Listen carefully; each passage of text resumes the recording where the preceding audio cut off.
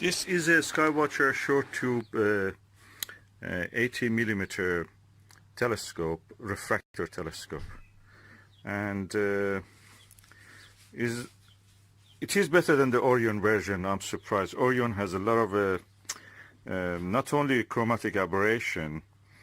Orion, I mean this one. This one. They should be the same, and Orion is actually the premium brand. But it doesn't. It has a chromatic aberration. Beside that, it has a spherical aberration. Surprise, surprise. But this one, which is a SkyWatcher, doesn't have any of that. So let's have a look. So that is our famous Coke can. You see it in a lot of my videos, telescope videos. This has been there for years now. And this is a wide field plus cheap eyepiece. Doesn't have even a brand name, but it's one of my best PL 40mm. I got it, I think, for £10 from auction site. So they're really good eyepiece. Probably one of my best. I have other eyepieces. I have Mead. I have name it. I have.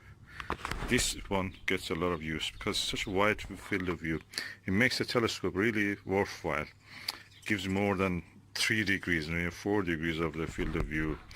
The Orion belt easily fits into this. Easily you can find the target with this eyepiece and this telescope. And for the comparison, we have a Pepsi. So we look through the eyepiece to the Coke. Now we have a Pepsi here to compare.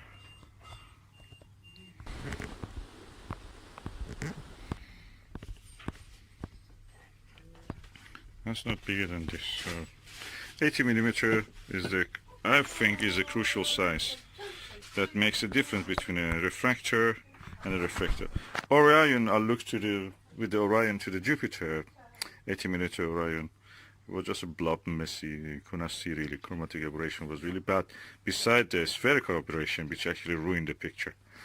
And I looked to Jupiter with this, which is the Mead ETX 90mm, and it was really good. With this one also, I had a very good one. I must say this one was really close to. They both are close. This is the ETX 125, and this is ETX 90. Both were very good.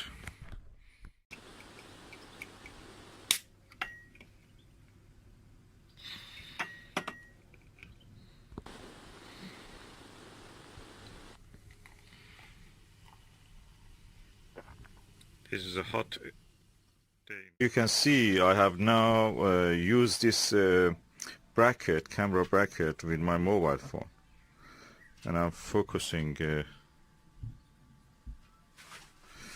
and looking at the different things in the garden. So I'm bringing to focus different objects. I'm out of focus, now I'm in the focus. Let me turn it toward the different position. As you can see, you can easily see the whole field of view. I hope you can notice that. I can see the whole field of view. Let me just put it here. I think this is easier than the other one that I had. Okay, I have seen some flowers here, which I will try to capture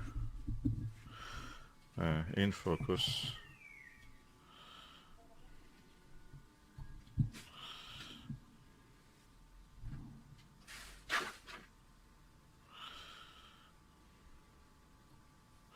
I can even zoom with my hand, I don't need to zoom with anything else but just my hands and the camera, because it's a practically mobile phone camera.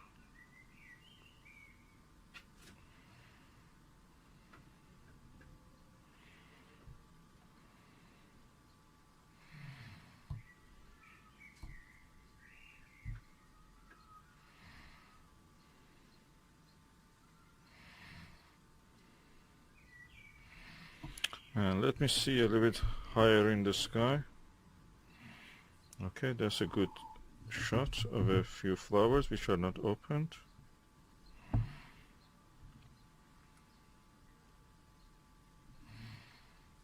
So I'm trying to focus on them.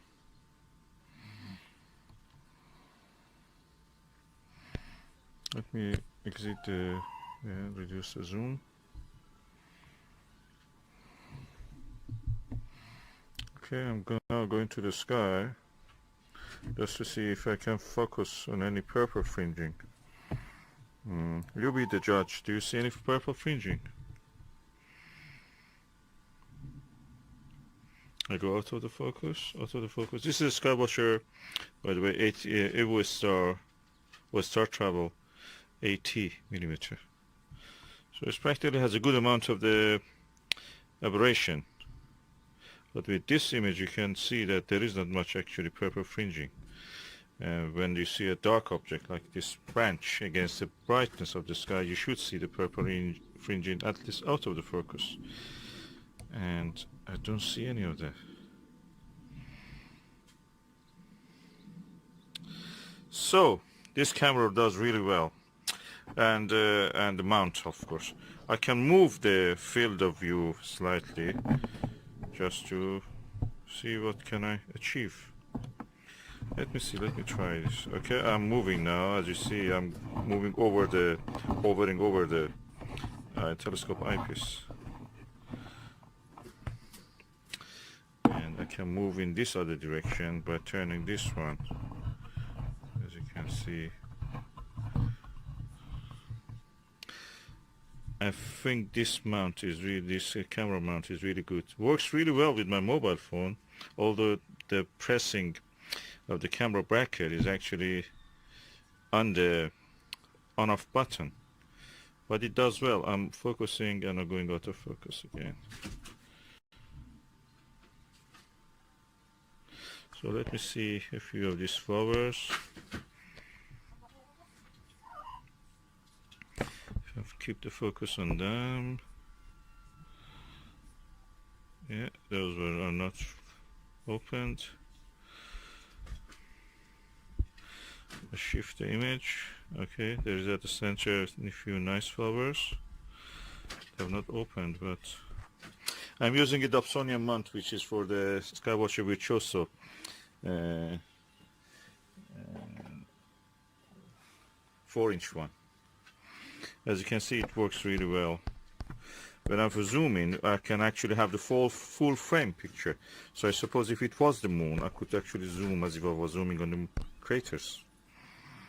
Just at the very high focus, high magnification with the camera, digitally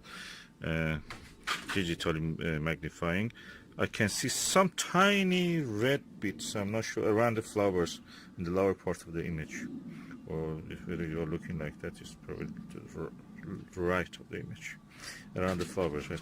But beyond that, when you are in the normal zoom, you don't see that, you don't notice that at all. So this is really good. This is really good. This is what I want. And this is the camera setup. Adapter, the eyepiece. As you can see, that's the flower we were looking at. And this is the telescope, a SkyWatcher telescope. So all the setting works on this. Brilliant. And this is, of course, the SkyWatcher Virtuoso, this Newtonian. This Newtonian. This is the stand for this. So, works well. Okay, as you can see, I just loosen up this, and the whole thing comes off the eyepiece. The whole weight is on this ball bearing here, and with the friction it works. Of course, you can use it with any other method. If you have a German Equatorial Mount or anything, the same thing applies here. It just works. And yeah, good overall picture and video capturing system.